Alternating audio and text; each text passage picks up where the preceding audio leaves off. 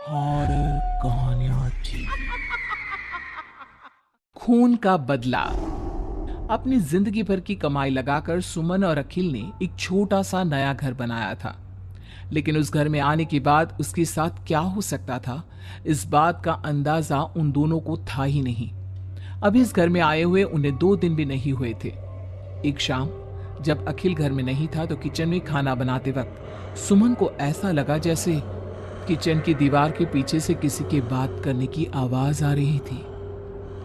कौन हो सकता है यहाँ पर? इतना धीरे धीरे कौन बात कर रहा है? सुमन दीवार से कान लगाकर बात सुनने की कोशिश करती है, लेकिन उसे कुछ सुनाई नहीं देता। तभी अचानक घर की लाइट चली जाती है और दरवाजे पर जोर जोर से दस्तक देने की आवाज आती है। सुमन दरवाजे की तरफ दौड़ कर जाती है, लेकिन दरवाजा खोलने से पहले कोई आवाज उसके कान में धीरे से सुनाई पड़ती है।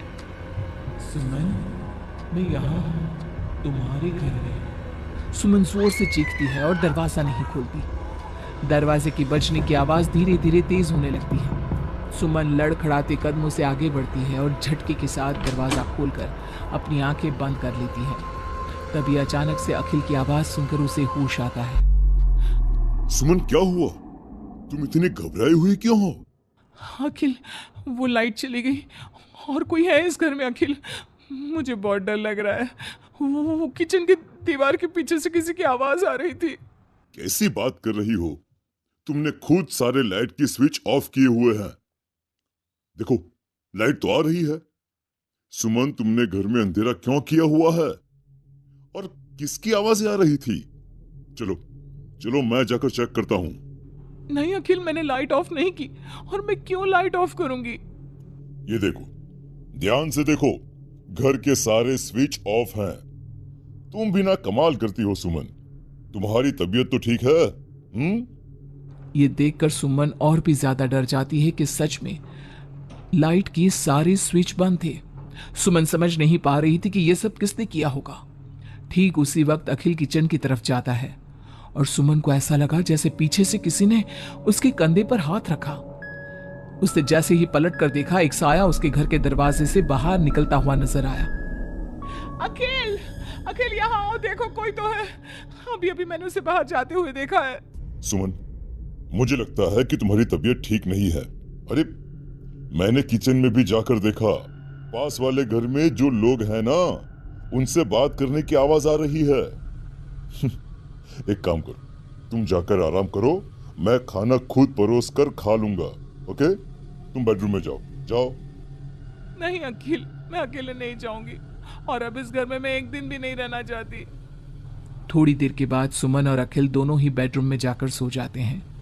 डर की वजह से सुमन को नींद नहीं आ रही थी, लेकिन फिर वो गहरी नींद में सो जाती है और सुबह जब सोकर उठती है तो उसने देखा कि अखिल ऑफिस के लिए तैयार हो गया था। अखिल, आप कहाँ जा रहे हैं? मुझे इस घर में अकेला छोड़कर आप कहीं नहीं जा सकते। देखो सुमन, मेरा ऑफिस जाना बहुत जरूरी है। कल तुम ऐसे ही डर गई थी। अब परेशान मत हो और मैं ब्रेकफास्ट बाहर कर लूंगा। ओके? जब तुम्हारी तबीयत ठीक लगे तो तुम खाना बनाकर खा लेना। और हाँ, अगर तुम कहो तो मैं तुम्हारे लिए बाहर से खाना भिजवा दूं। नहीं अखिल, उसकी कोई जरूरत नहीं है। मैं अपने लिए खाना बना लूंगी, लेकिन मुझे डर लग रहा है। डरने की कोई बात नहीं है। अभी मैं चलता हूँ, तुम अपना ख्याल रखना। चलो, गुड बाय। अखिल के जाने के बाद सुमन बाथरूम में नहाने के लिए चली जाती है और शावर ऑन करती है। नहाते नहाते सुमन को एहसास होता है कि शावर से पानी की जगह खून गिर रहा था। उसने घबराकर सामने लगे मिरर में देखा और यह देखकर उसके पैरों तले जमीन खिसक गई कि वो पूरी तरह सर से पैर तक खून में भीग चुकी थी। सुमन भागकर बाहर आती है। उसे अपने घर का पूरा फर्नीचर जला हुआ नजर आता है और उसके ठीक सामने खड़ी हुई थी एक औरत जिसने दुल्हन के कपड़े पहने हुए थे। उसके चेहरे पर लंबा सा घूंघट था और उसके शरीर से खून टपक रहा था। कौन हो तुम और क्या चाहती हो मुझसे? यहाँ क्यों आई हो तुम? मैं तुमसे तुम्हारा पति चाहती हूँ। मुझे अपना पति दे दो और मैं वापस चली जाऊंगी। लेकिन मेरा पति? अखिल, मेरा मतलब तुम्हें मेरा पति क्यों चाहिए? हमने क्या बिगाड़ा है तुम्हारा? तुमने नहीं, हर सुहागन औरत मेरी दुश्मन है, और जब भी मेरी आंखों के सामने कोई औरत अपने पति के साथ नजर आती है तो मैं उसे जिंदा नहीं छोड़ती। लेकिन लेकिन तुम ऐसा क्यों करती हो? और प्लीज मैं तुम्हारे आगे हाथ जोड़ती हूँ, तुम मुझे और अखिल को जाने दो। हम दोनों हमेशा के लिए ये घर छोड़कर चले जाएंगे। अब ऐसा नहीं हो सकता। एक बार जो इस जमीन के आसपास से गुजर जाता है उससे फिर हमेशा के लिए मेरे साथ इस जमीन के नीचे मेरी दुनिया में चलना पड़ता है। और तुमने इस जमीन के ऊपर अपना घर बनाकर अपनी दुनिया बसाने की कोशिश कर ली। अचानक से वो औरत सुमन को उसके बाल पकड़कर जमीन पर घसीटने लगती है। सुमन दर्द से जोर जोर से चीखती है, लेकिन उसकी आवाज उसके घर की दीवारों के अंदर दब कर रह जाती है।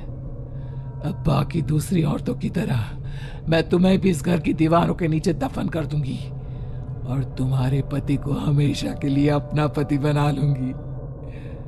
जानती हो, मेरी भी शादी हुई थी, लेकिन शादी के ठीक बाद मांग में सिंदूर भरकर मेरे पति ने गला घोट कर मेरी हत्या कर दी और इस जमीन के नीचे मुझे गाड़ दिया।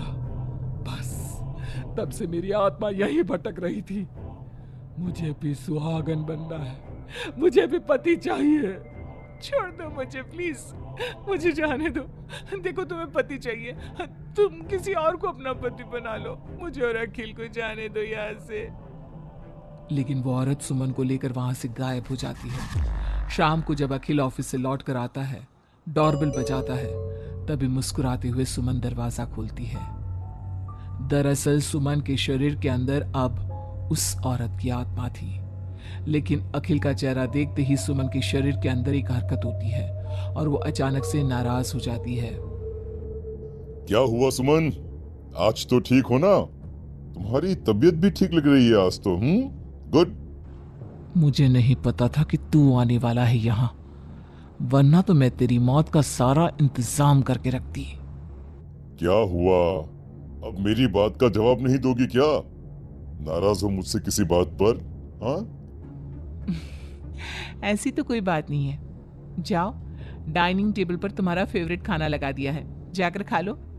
हाँ, खुशबू तो बहुत अच्छी आ रही है। वैसे भी सुबह से कुछ खाया नहीं है। थैंक यू यार, मैं जल्दी से जाकर खाना खाता हूँ। ओके? अखिल जैसे ही खाने की कटोरी का ढक्कन हटाता है तो वो हैरान रह जाता है कि वहां पर सुमन का कटा हुआ हाथ था। उसमें पहनी हुई चूड़ियों से वो सुमन के हाथ को पहचान जाता है। खाने की जगह सुमन के शरीर के छोटे छोटे टुकड़े काटकर उस आत्मा ने अखिल के सामने परोस दिए थे।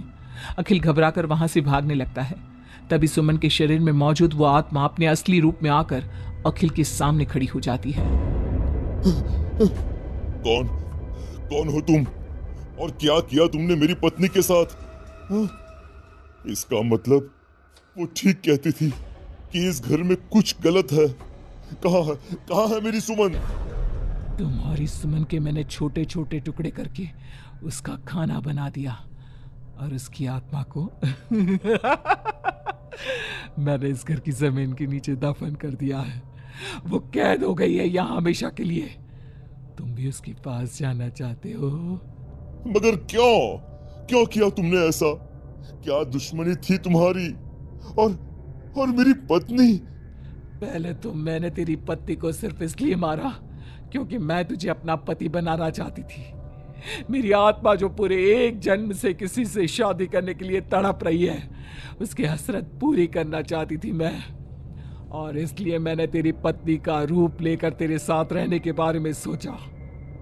लेकिन जानता है, अब मैं तुझे जिंदा नहीं छोड़ूंगी। लेकिन क्यों? देखो तुमने सुमन के साथ जो भी किया, मुझे जाने दो। मुझे जाने दो यहाँ से प्लीज। अखिल भागने लगता है, लेकिन घर का दरवाजा अब लॉक हो चुका था। अब तो भाग कर नहीं जा सकता। मेरे हाथ तेरे खून से रंगने के लिए बेचैन हो रहे हैं। मेरा गला सूख रहा है। अब उसकी प्यास तेरे खून से ही बुझेगी। अरे लेकिन क्यों? तुम्हारी आखिर मुझसे दुश्मनी क्या है? आत्मा अखिल की बात का कोई जवाब नहीं देती और अपने लंबे नाखून उसके गले में गड़ाकर उसके शरीर को खा जाती है और उसके बाद जोर से हंसते हुए कहती है,